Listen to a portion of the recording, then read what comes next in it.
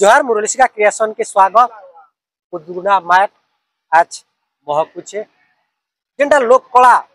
हजी जाउथबार लोक कला जेनटा गणा बजा के नेकरी महोत्सव उद्मुड़ा माटी मोहरी कला परिषद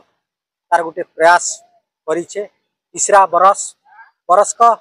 करी होतबार से महोत्सव के आमे पहुंचीचु वीडियोटे बनावार सुजोग पाइछु। सत कहबा के गले आगो काले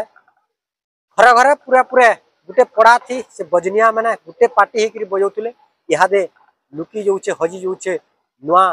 कलाकार ने बाहर से उद्देश्य के नेकरी मुहुरी कला परिषद गुटे महोत्सव बनाऊे गणा बजा महोत्सव तो चालू नीनु वीडियो मूल करमा देखमा मुड़ार मुहुरी कला परिषद द्वारा चली गणा बजा महोत्सव तो देरी नहीं करी वीडियो के मूल शेष तक देखुन निहाती जानी पारमा से लोक कलार कथा गाथा चालू देखमा।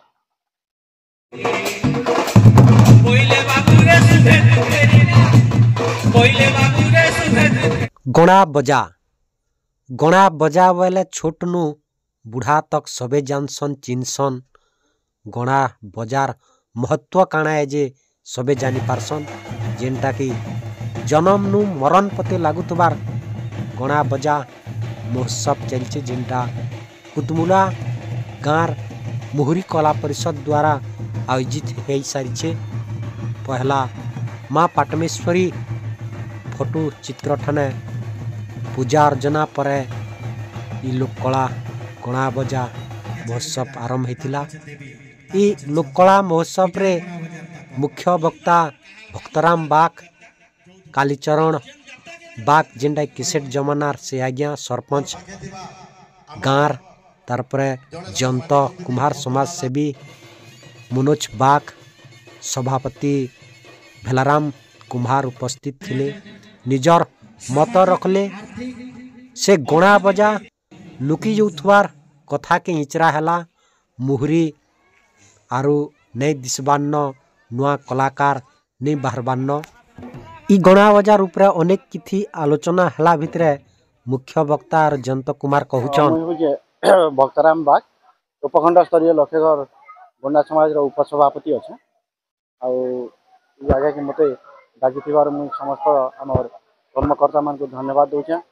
बहुत बहुत बहुत बहुत बढ़िया प्रयास करिछन जे आम मुहुरी कला परिषद कुतमुंडार माने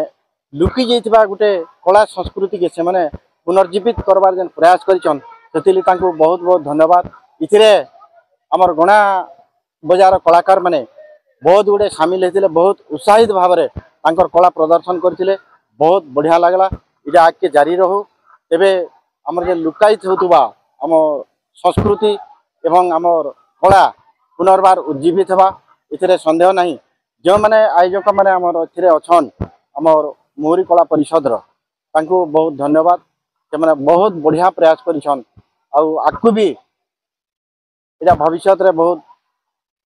विराट रूप धारण करवा लुकी जाउथबार जेन कलाटा पुणी थे बाहरी पड़वा इथे संदेह नहीं। मोर ना जयंत कुमार मुई मुहुरी कला परिषद सभापति अच्छे आमर उद्देश्य है प्रकृति आमर जेन गणा बजाटा आर गणा बजार मुख्यतः मुहुरीटा गणा बजा बजा बजावा ढोल बजावाटा कि लिसान बजावाटा कि ताशा बजाटा यहाँ जे कहीं भी बजे पारे कि मुहुरीटा हूँ बजावाटा बहुत कठिकर पाठ है तेणु से मुहुरी के निश्चय मुहुरिया आम सृष्टि करमु नुआ मुहुरिया तार हूँ मुख्य उद्देश्य तेणुक आज आम तेणु प्रति वर्ष गोटे महोत्सवटे करसुँ से महोत्सव आम जिते अंचल जितकी भी गणा बजा थीसन सबको डाक देसुँ और डाकला प्रति जेन प्रतिभाटे अच्छे ताके आम लोकलोचन के आनसुँ यहाँ हूँ आम प्रमुख उद्देश्य तेणु आज जेन आम उत्सव करूँ आज सर्वमोट 11टी दल होता 11टी दल आसी से आम देखलु जे प्रकृति जितकी भी मुहुरिया अच्छे मुहुरिया प्रकृति समस्ते होचन कम बेसी बयस अधिकांश हूँ बयस है तेणु केमती आम नुआ मुहुरिया पिला मुहुरिया आम सृष्टि करूँ यहाँ उद्देश्य आम सरकार को भी जानूँ आमर ये जेन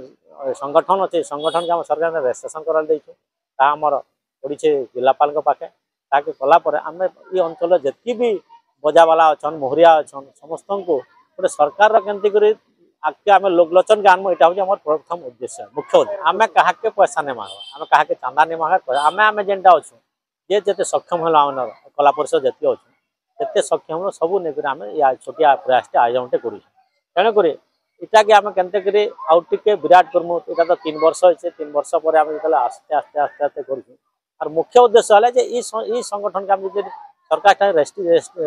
रेजिस्ट्रेशन करदेमु ताहले आम इटाके आहु टे विराट करूँ बोले आमर उद्देश्यटा अच्छे।